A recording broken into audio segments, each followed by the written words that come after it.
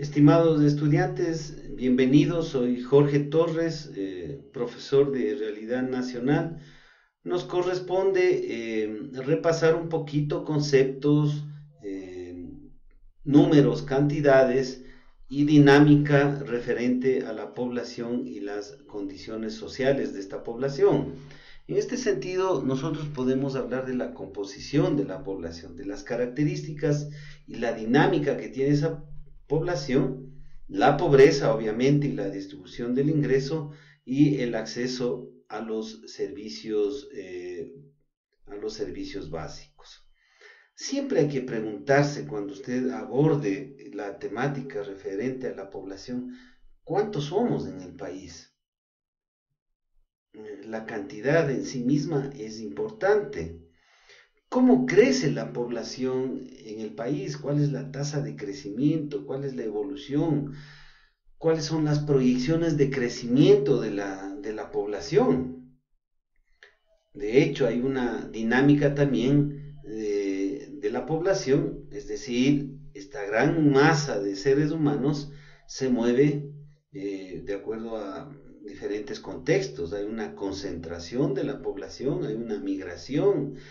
En la población hay más jóvenes, más viejos, cuántos nacen, cuántos mueren.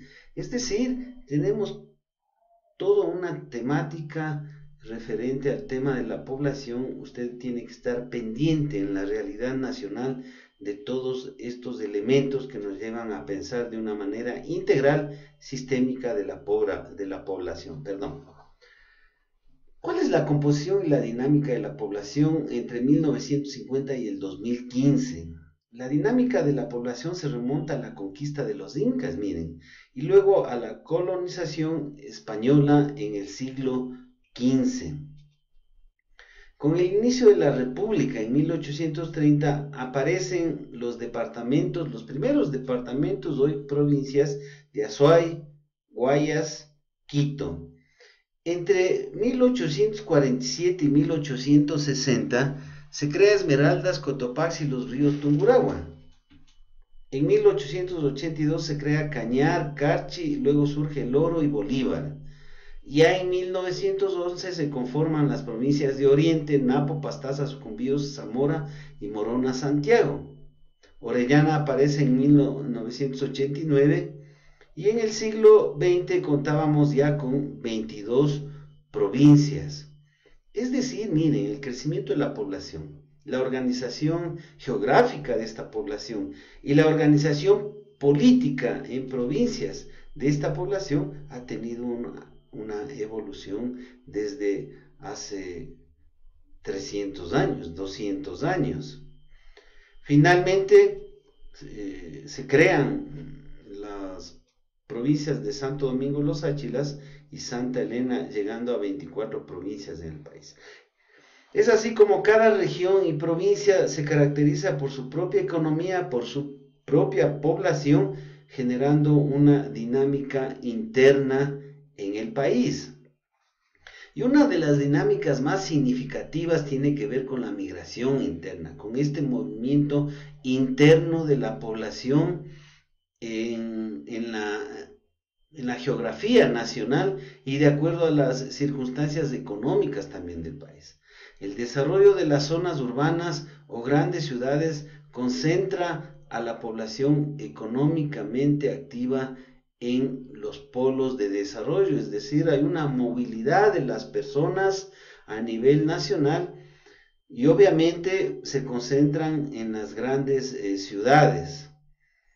Miren, la población pasó de 3.202.757 habitantes en 1950 a 14.483.499 habitantes en el 2010 y actualmente somos 16 millones, aproximadamente 16 millones.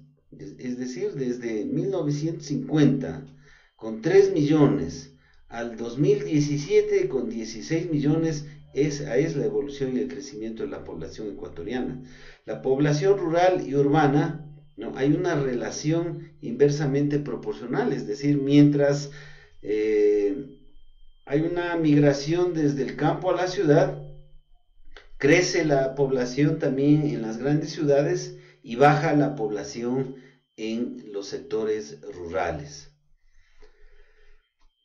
Nosotros tenemos un hecho significativo en la historia del país. En los años 99, 2000, 2001 se produce la mayor migración eh, histórica, el mayor registro de migraciones ecuatorianas hacia el extranjero por la crisis económica, el feriado bancario y los problemas en la economía nacional que arribaron obviamente a la dolarización. Cientos de miles, un par de millones y más de un par de millones de ecuatorianos salieron del Ecuador a buscar en otros países el futuro, los ingresos, el trabajo. Miren cómo no hay solo una movilidad interna, sino también una movilidad hacia afuera. Y por supuesto, vivimos también ahora el fenómeno al revés. Hay una gran migración de extranjeros a nuestro suelo patrio. Obviamente escapan de la pobreza, de la crisis política, de la inseguridad, como nosotros también en el año 2000 escapábamos de la crisis económica del Ecuador. A nivel interno, ¿por qué se moviliza las personas del campo hacia la ciudad? Bueno, hay una remuneración más alta en las ciudades, hay más oportunidades, hay más acceso a servicios básicos.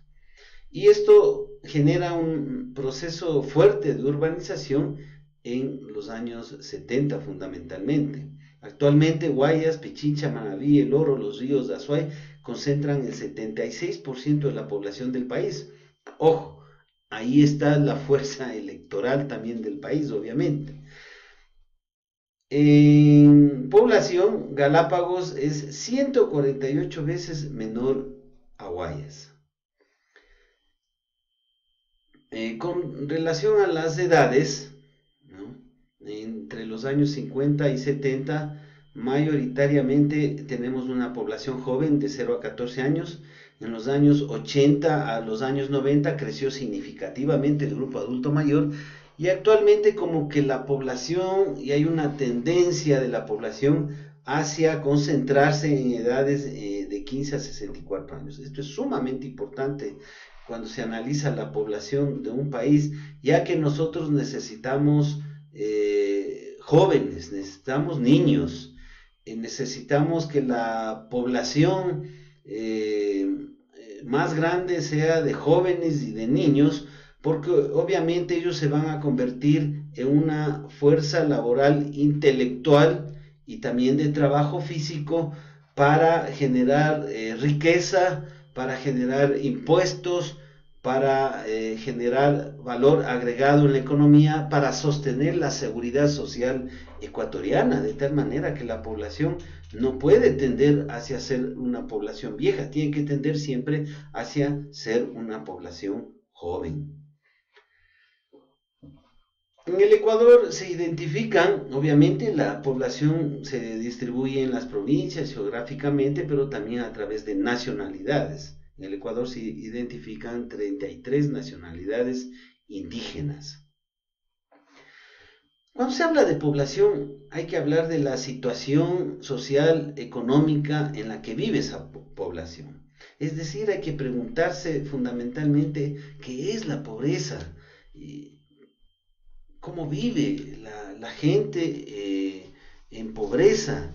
Pero la pobreza puede ser un concepto muy relativo, la pobreza puede ser un concepto que no se entienda muy bien, ¿no? De tal manera que necesitamos ahí la asistencia de técnicos especialistas para que nos expliquen bien qué mismo es la pobreza. Hay una pobreza distinta en las diferentes regiones del país, no es la misma pobreza en la sierra ecuatoriana como en la costa ecuatoriana, por ejemplo.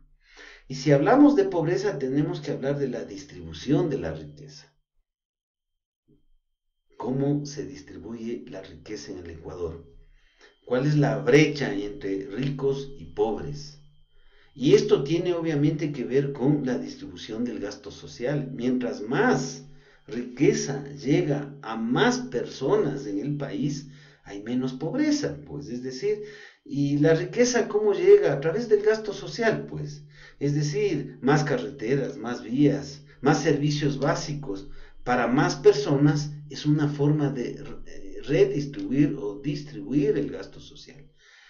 En porcentajes del PIB, educación tiene más recursos, salud, seguridad ciudadana y asistencia social, no tanto como vivienda en esta última década, ¿no? Y esto se ha logrado también por esta nueva conformación organizacional, territorial del país a través de distritos y circuitos. El gasto social, si se incrementa el gasto social, mejoran los indicadores sociales, como la esperanza de vida al nacer, ¿no? La pobreza por consumo, por ejemplo, cayó 13,4 puntos entre el 95 y el 2014.